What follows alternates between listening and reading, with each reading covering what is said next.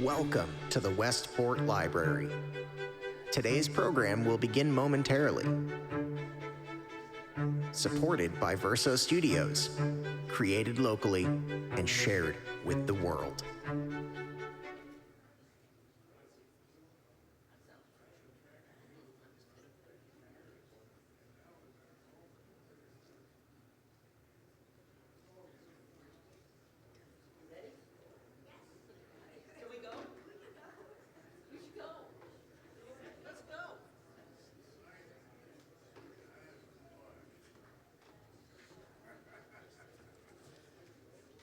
Good afternoon.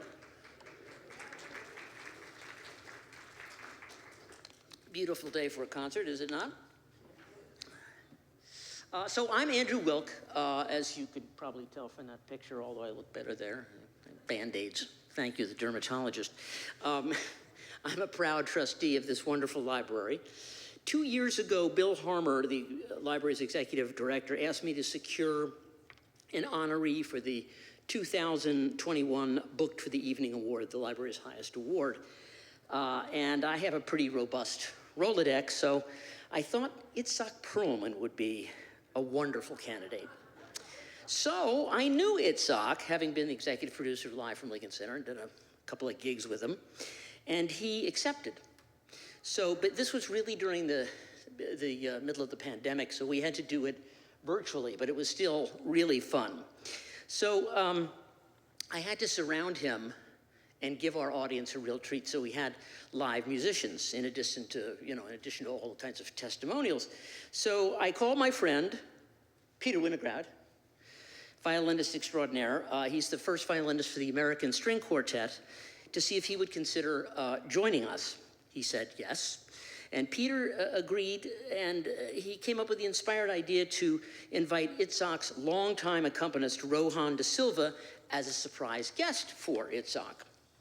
So for those of you here this afternoon who attended that booked event, I'm sure you recall the stellar performance by the American String Quartet and also by Rohan. So after the book celebration was over, Peter and Rohan said, hey, we love this place. Can we come back? Do a recital for the library patrons? Yeah, well, here we are. Took a little time, but here we are, right? So this afternoon, Peter and Rohan will perform pieces by composers Brahms, Franck, Sarasate, and Massenet. Peter will give you more detail about each piece before it's performed. So before we begin, though, let me tell you a little bit about our two esteemed guests. Peter Winograd joined the American String Quartet in 1990. He gave his first solo public performance at the age of 11. Boy, I wish I had film of that. And by age 17, he accepted a scholarship as a student of Dorothy DeLay, the famed violin teacher at the Juilliard School. Recognized early as an exceptionally promising young artist, Winograd was the top winner in the 1988 Naumburg International Violin Concerto. Peter then made his New York debut to critical acclaim and has since appeared as a guest soloist with numerous orchestras and in recital across the country and abroad. In 2002, Peter performed the Sibelius Violin Concerto with the Hartford Symphony under his father's baton. Arthur Winograd was the guest conductor, and I love to see those rehearsals. Peter holds both a bachelor's and a master's degree from Juilliard. Rohan De Silva's partnerships with violin virtuosos Itzhak Perlman, Pinka Zuckerman, Midori, Joshua Bell, Gil Shaham, Nadia Salerno Sonnenberg, and many, many more led to highly acclaimed performances and recital venues all over the world. With these and other artists, he performed on the stages of the Carnegie Hall, Lincoln Center, Kennedy Center, Library of Congress, Philadelphia Academy of Music, La Scala, and Tel Aviv, among many. Mr. De Silva's festival appearances include Aspen, Ravinia, Interlochen, Seattle Chamber Music, Santa Fe Chamber Music, and others. Rohan has performed chamber music in Beijing with the American String Quartet and has appeared in recital worldwide with Itzhak Perlman. So please help me welcome our virtuosic dynamic duo, Peter Winograd and Rohan De Silva.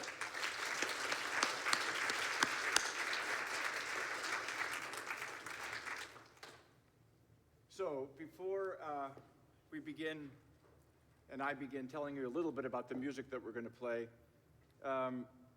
when you hear Andrew speaking about Rohan's bio, I thought to myself, so why is he here playing with me?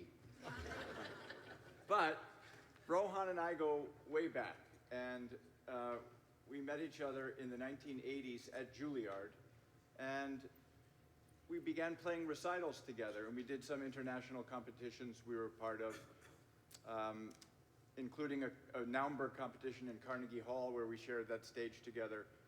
But we always enjoyed playing together, and when various circumstances brought Rohan back into my life, he'd gone on, you heard all the things he was doing, and my life involved chamber music with the American String Quartet, which has been a wonderful career. But we sort of lost each other over the years with everything we were doing.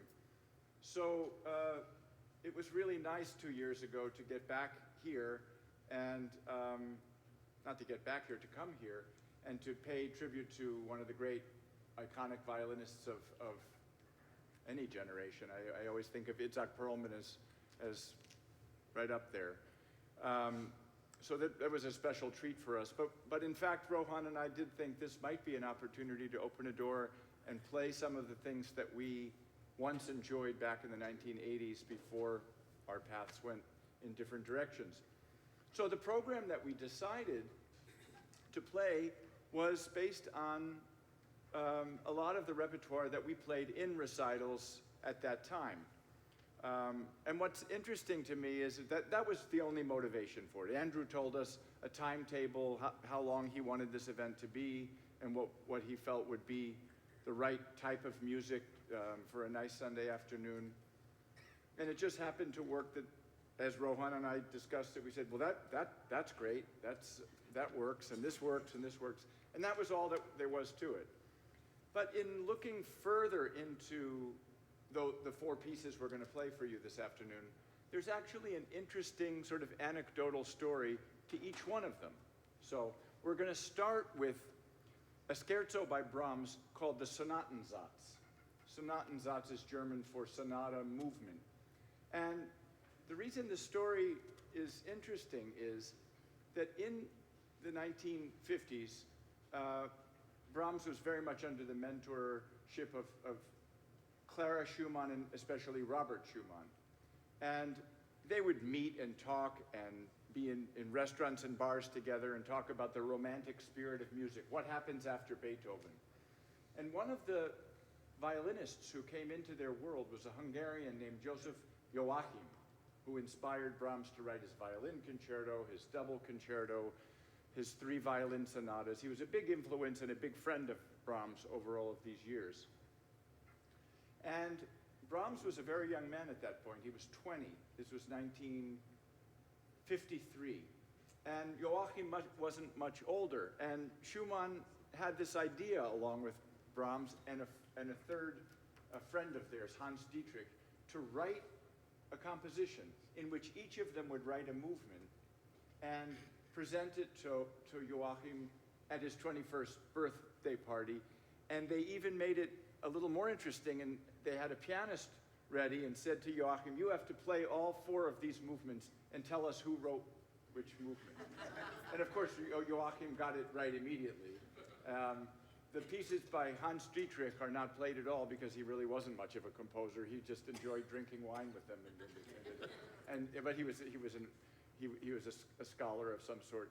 But the Schumann intermezzo, that's the movement Schumann wrote, is sometimes played. But the Brahms scherzo, the Sonatensatz that we're about to play, is a 5-minute piece which has really found itself into the repertoire. Joachim loved it and kept playing it in his violin recitals. One little added thing before we play the piece is that Brahms always had an obsession with Beethoven. He never felt that any of his works were worthy because he looked in that rearview mirror and saw everything Beethoven did. So he was constantly throwing things out, thinking this is not Beethoven. It's not on that level. It's not. And we know Brahms is a wonderful composer. The opening of this piece it's in C minor. The Fifth Symphony of Beethoven is in C minor. If I can just take a little example, the opening of the piece that we're about to play starts on a G and starts like this. And when you think of, you know that Brahms was thinking about this. Even at age 20, he had the kind of clever, creative ability to interweave something like that into this really actually wonderful opening piece of a recital. And Rohan and I used it as a beginning of our recitals for many years.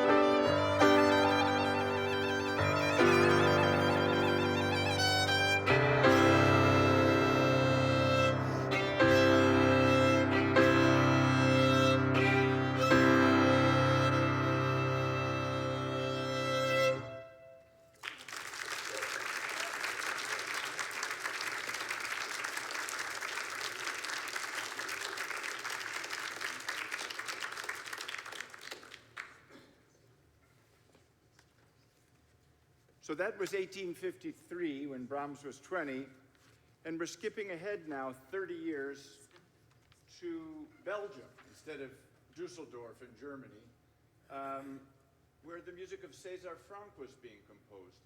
And the violin sonata by César Franck, which is in 4 movements, and we're playing the whole thing. This is more of a full-blown romantic sonata. It also has an interesting anecdotal story, and that is that, again, involving a violinist. The violinist at this time was Eugene Ysaÿe, who was also Belgian. Sort of functioned in Franck's world the way Joachim did to Brahms. And Franck decided that most of his success in life had been from his organ playing, his piano playing, his teaching. He did compose, but his works weren't taken that seriously until the last 5 or 6 years of his life.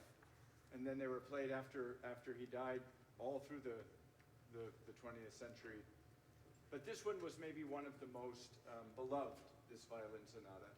And he wrote it for Ysaÿe's as a wedding present.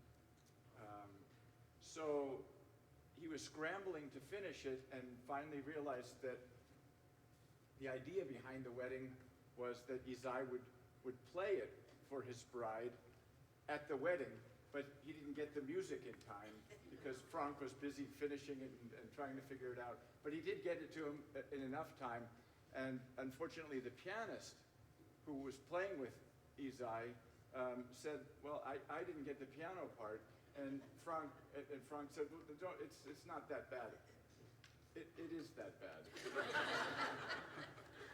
now, Rohan, you might not get that feeling that it's that bad, but it goes all over the piano, and the leaps are incredible, and Franck had big hands, and that seems to be what's necessary with this piece. But it was a very sweet idea, and it sort of put Franck on the map in terms of his works gaining recognition and going off into the 20th century after he died with some real interest and many, many performances. The first performance was done in Brussels, and that also has a little bit of an interesting story, which is that it got later and later in the day in this chamber music concert, and by the time the Franck sonata was to be played, it got dark and they didn't have any lights. So the performers had to kind of play from memory, and I can imagine that, we know about artists from years ago who were amazing players, but I don't know how that must have gone. I don't know if they all memorized the music, but apparently it was a great triumph, and that sort of set the fame of César Franck into motion, and this sonata has been performed all through the 20th century, and even now it's one of the most beloved and colorful works. And we're going to play the whole thing. So 4 movements, starts with a slow movement and a furious second movement, a very interesting sort of recitative kind of third movement, and a very sweet finale in which the violin and piano play in a canon with each other for a lot of it. And we hope you enjoy it.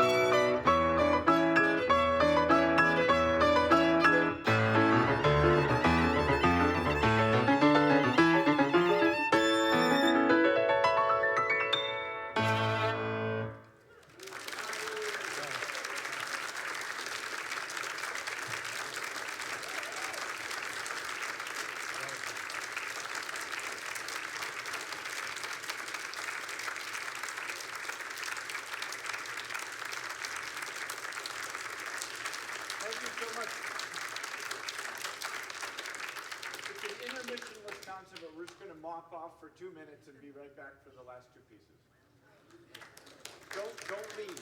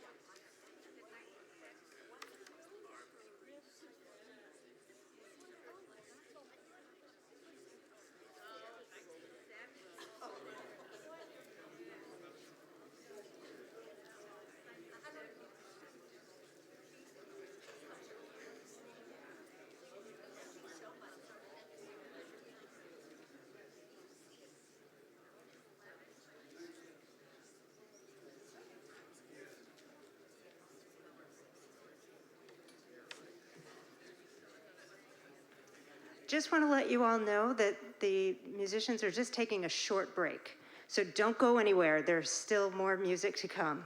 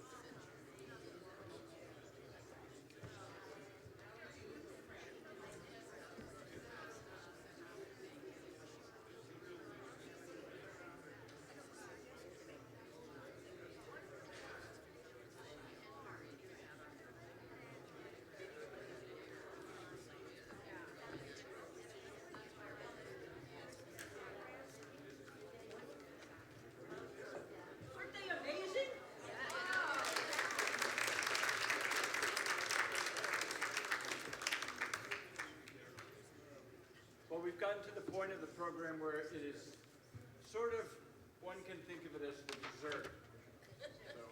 So you've had Brahms and you've had Franck, and you kind of think late romantic, serious in a certain way, you know, beautiful and dramatic and everything.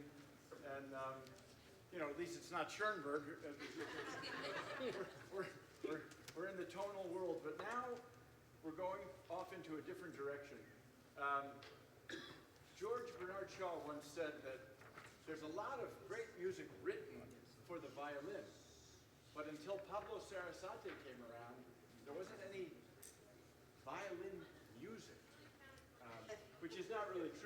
Paganini is sort of the king of all of the violin music. But Sarasate was a Spaniard in the late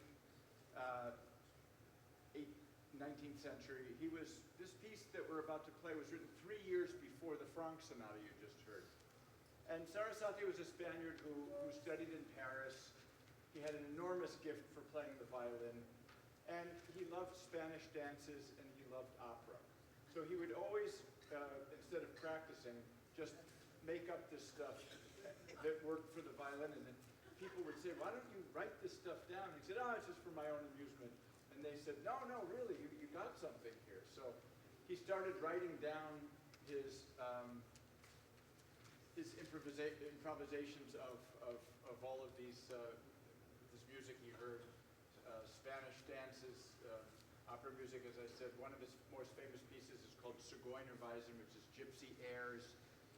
And they're all sort of showcases for the violin to show off all of the virtuosic effects of the violin while putting into a charming musical context. So you're going to hear lots of harmonics, pizzicatos, you name it, and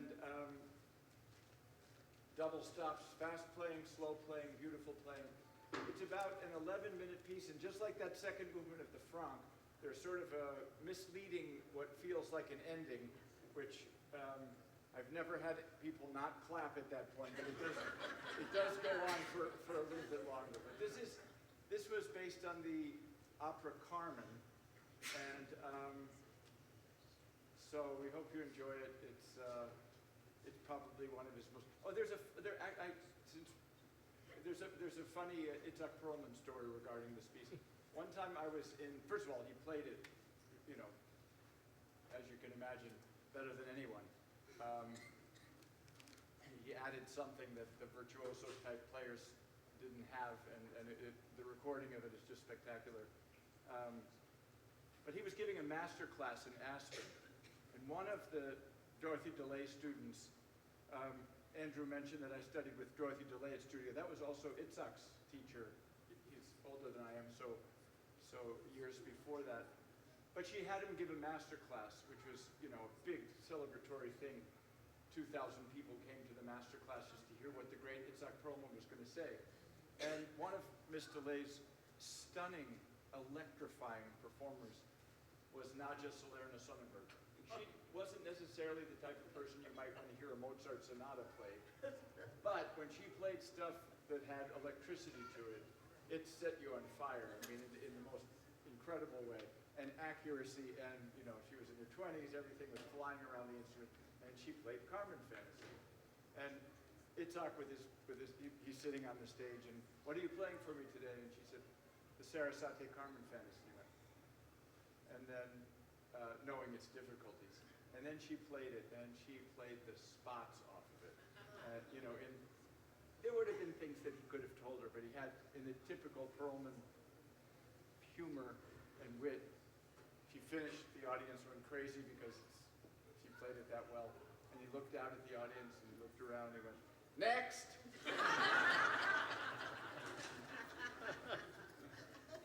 So, anyway, I just wanted to keep it out of the way. All good.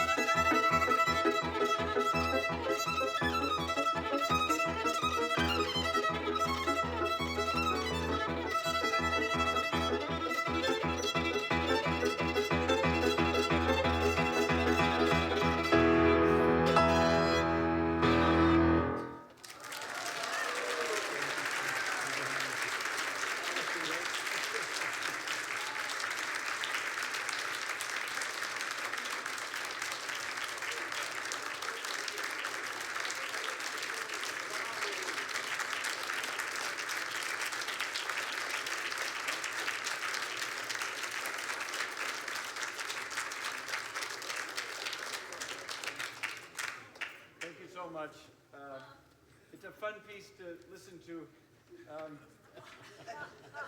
Used to be more fun to play when I was in my 20s, but it's still fun. One piece of advice my father gave me when I was starting my musical career is, if you finish a concert and you have them on your feet, don't play an encore. Let them go out with that. That should be it. You know, you don't hear the orchestra play Beethoven's Ninth Symphony and then come out and play some little slow piece. That's what they take out with them to the parking lot and to the restaurants. But we're going to play an encore anyway. So.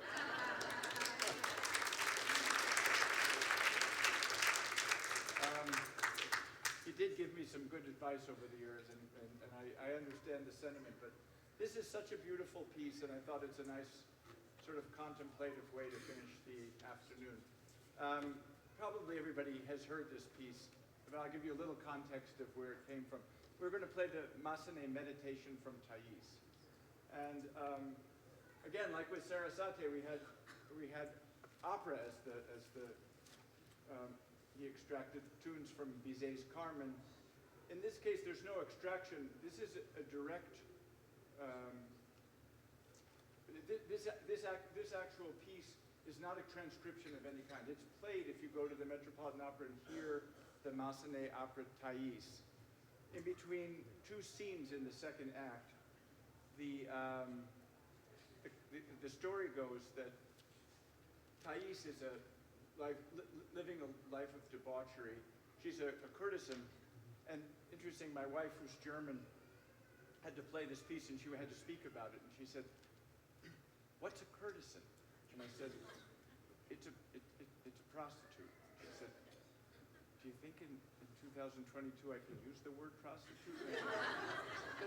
Better stay with courtesan.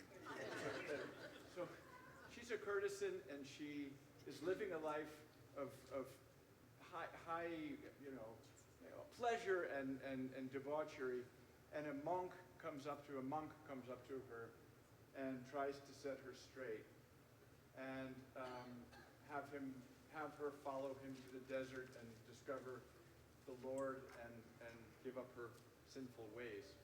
That's the opera.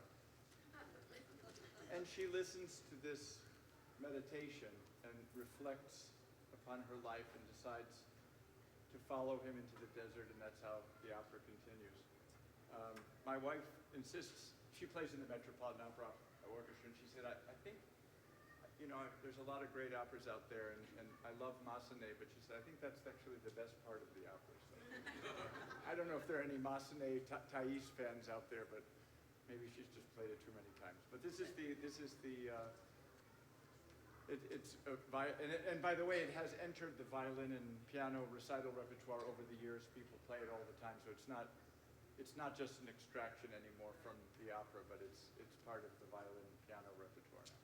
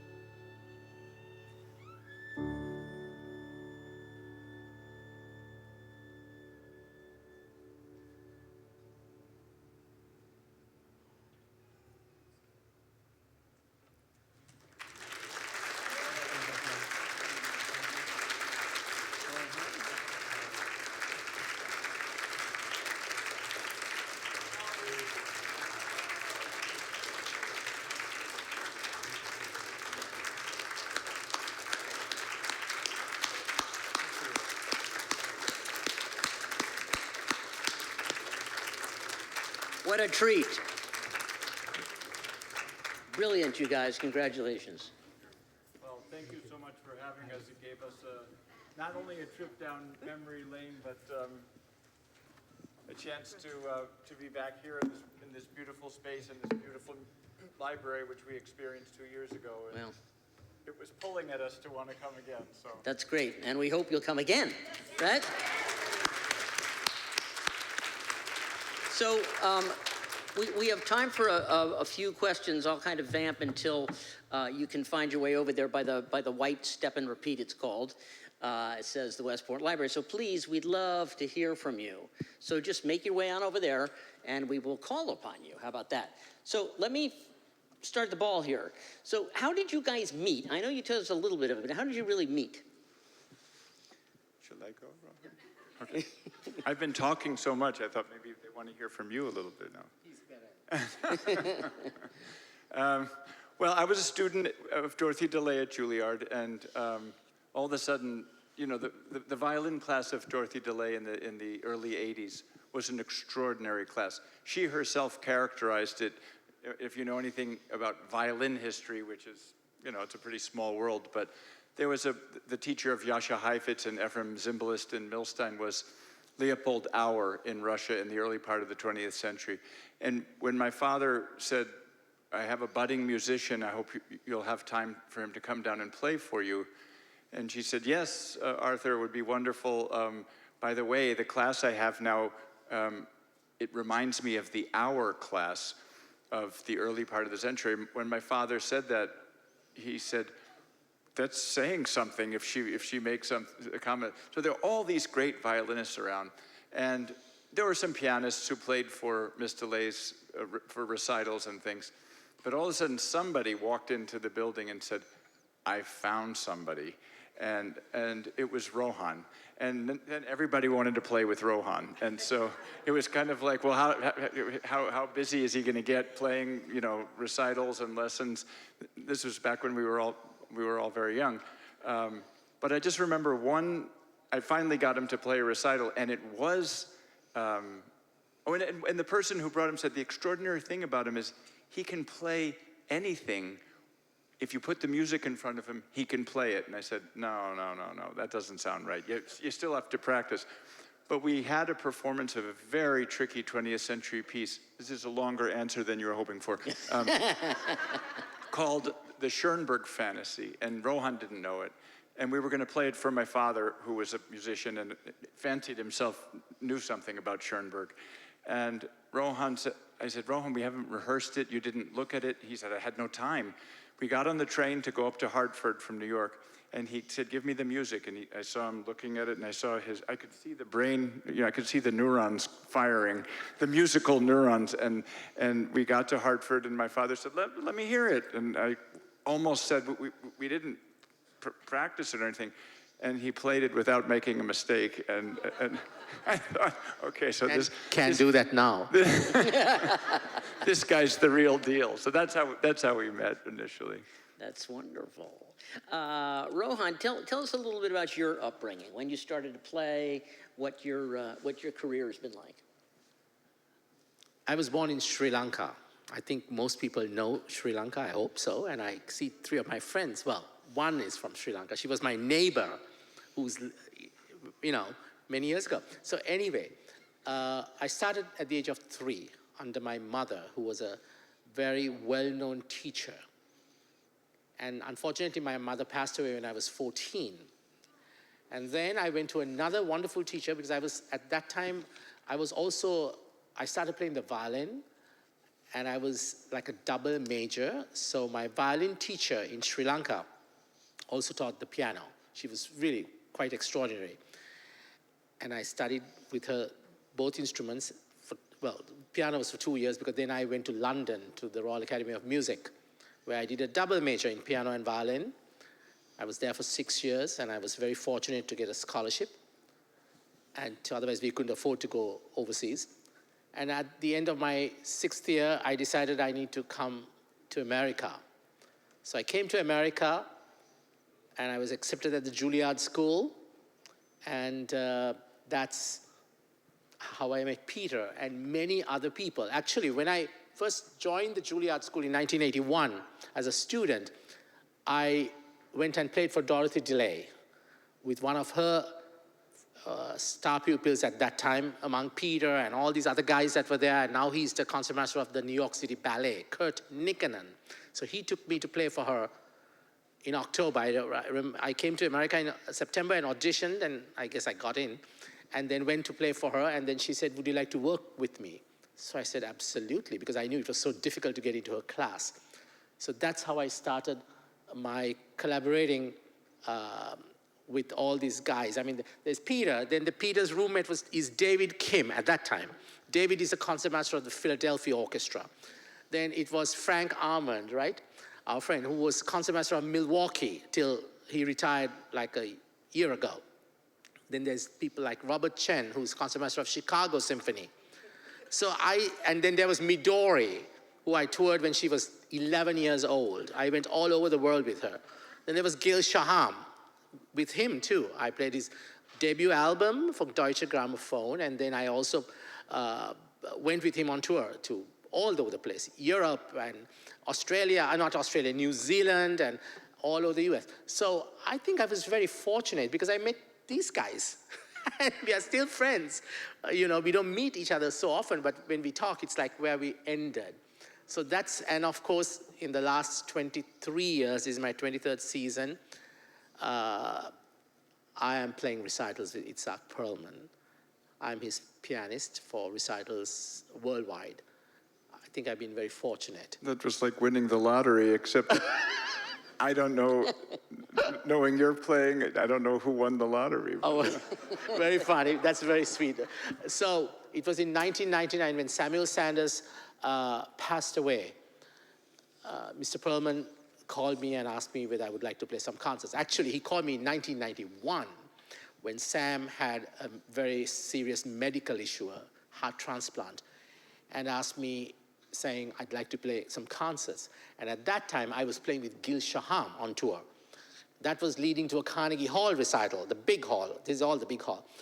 And I said to him, yes, but I cannot do some of the dates that you're offering me. And he said, okay, let me ask you a question. Who are you playing with?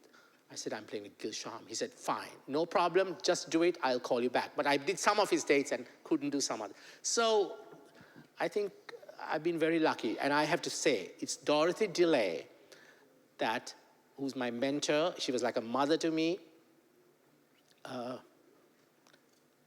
who did everything for me, who introduced me to the greatest musicians, including Isaac Stern. And Itzhak Right, would Itzhak say, Perlman, yeah. no, but he would say the same thing about Miss DeLay, right? Yeah, she did a lot for me. And I'm in this country today, which I love, is because of Dorothy DeLay. And, she was inspiration to all of us. That's wonderful. Peter, I want to ask you about your violin. Who made it and all that? I remember I did a special with Joshua Bell when I was at Lincoln Center, and I took him to the television press tour in Los Angeles, and he had the greatest, you probably know the story, the violin was stolen and recovered, and it's just a great yarn, and it's worth, I don't know, $30 million or something crazy like that, and yet you see this guy in the subway holding his violin. It's just like, I don't get it. But anyhow, tell us about your violin. Well, it's interesting that you mentioned Joshua Bell because back in the early 90s, after I joined the American String Quartet, I was borrowing a Stradivari violin, but there was a mechanism in place for me to borrow money to buy a violin that I could actually pay off, which was not going to be a Stradivari. So I had that. I had to start looking for violins, and I found something really good. And I had the check in my pocket, and Joshua Bell walks into the room of a different shop where I was just hanging out, waiting to go give the check to the violin I had. And he said, oh, you're looking for a violin. Did you find something? And I said, yeah, I'm about to go upstairs and pay for it right now. I have the check in my pocket. And he said, can I see it? And I said, yeah. And I opened the case, and he said, oh, yeah, it's from Venice. It's a Venetian instrument. It was made in 1709. And he started playing it. I said, nice. But he wasn't overly enthusiastic about it. And he gave it back to me. He said, I shouldn't do this to you, but I was just in Chicago and I found a violin from Cremona that reminded me of a Stradivari violin. I'm going to buy a Strad because I have the funding and I have the backing to do that. But that might be a better violin than the one that you're about to pay for in 5 minutes. And so he said, I'm so sorry to do that to you, but if it works out, you'll thank me later. And it worked out. The violin that I found in Chicago was, the one I'm playing now, was made by Giovanni Maria del Bussetto in Cremona, Italy in the year 1675. And it's a very beautiful instrument. It's a beautiful example of the instrument. And You still have the warranty? well, interestingly, you know, I don't want to digress too much, but I haven't been very concise with my stories tonight, but I'll try to be very. There was a period for a number of years in the 90s and the early 2000s where a lot of stuff was being sold that wasn't right, and people dealers going to jail and all kinds of horror stories. And so somebody recommended with my violin that I get a paper from a guy in London who is the world's foremost expert on Cremonese makers. And he will know that this is a Bussetto and write a paper for me. And I said, how much does a paper like that cost? $30,000. So I said, no, I don't think I need that paper. But the paper I do have is from a British guy from the 1950s. And the guy in London who wants the $30,000 studied with that guy. So I think I've been talking to all the people in New York and they said, you're fine, that is a Bussetto, it's unmistakable, the paper is good, don't fly to London and spend $30,000 on a paper. So it's a tricky business when you get involved in that whole thing, but. Excellent. Okay, I'm not leaving until there's some audience questions. You can just say them from where you are. Yes, sir. I have heard about Stradivari for years. I am not a musician, but I'm fascinated as to what is the secret or what is the concept that this violin from 1600 and the Stradivari is something that we can't duplicate with our current knowledge, science, use of aged wood and everything else. What makes these so special? It's the great question that everybody's been wrestling with, especially with how much more technology available to try to figure this stuff out. But there somehow seems to be a mystique about it. Some people think it's the varnish. Some people think it's the wood. Some people think it's the maker themselves who you can kind of see what they did with the wood. I mean, you can, but at the same time, you can see what Michelangelo did with, but you can't make a Michelangelo. So but the short answer is people still don't really get it. There are wonderful modern instruments being made, but I think this is not answering your question really very well, but I think what makes these instruments, and especially the Strads and the other great maker is Guarneri, that family, is when you bring them into a hall like Carnegie Hall or even into a big space like this, you get the sense that the overtones are very, very free and spinning all the time. And so it feels as if the sound is filling up the whole room. Whereas a very loud modern instrument, it feels more like it comes right at you. It doesn't feel like it has this aura and those are overtones that are just so free. And the question you're asking is, how do you get there? Why can't that be duplicated? But I don't know if anybody's given it an answer. How about Elon Musk? I bet he could come up with some. Another question.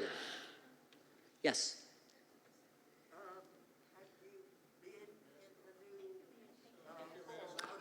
Oh, I can repeat it. She was wondering if we've been in the new David Geffen Hall. David Geffen. Right, we haven't, but Rohan is Andrew and Rohan and I were talking, because it just opened a few days ago, so, but Rohan... Like 2 days ago, I met some of the members of the New York Philharmonic when they had the first rehearsal, early September, with all the acousticians and the people who adjusted everything. They thought it was fantastic. This was their first rehearsal, very early September. So I have not been there yet. But can it compare with Carnegie Hall? Well, they're two different places. Obviously, but the acoustics in Carnegie Hall are... Carnegie Hall is Carnegie Hall. I think it's fantastic. There are very few places like that, and it's, Yes. you know, it's plaster, it's wood, it's paint. Yeah. Somehow there's magic in that hall. Yeah. I don't think that I mean, it's not unlike what Peter said about, you know, a Stradivarius or a Guarneri or whatever. There's just some kind of magic that they can't replicate. Again, Elon Musk, I don't know. There's a very funny story when Philharmonic Hall, when Lincoln Center went up in the early 60s, I guess it was when it was, and they were so proud of, at that time it was Philharmonic Hall, not Avery Fisher Hall, and the famous Hungarian conductor who made the Cleveland Orchestra famous, George Sell, had a reputation for having an incredible ear in all ways. Like if he was rehearsing an orchestra, he could just say, second trombone, you're a little bit loud, you're playing more like mezzo forte than mezzo. He could hear everything, but he also had an ear for acoustics. And so they said, Maestro, what do you think of our new hall? It's beautiful, right? And it was brand new. Lincoln Center was, you know, and he walked up on the podium and he went like this. You should have called me earlier.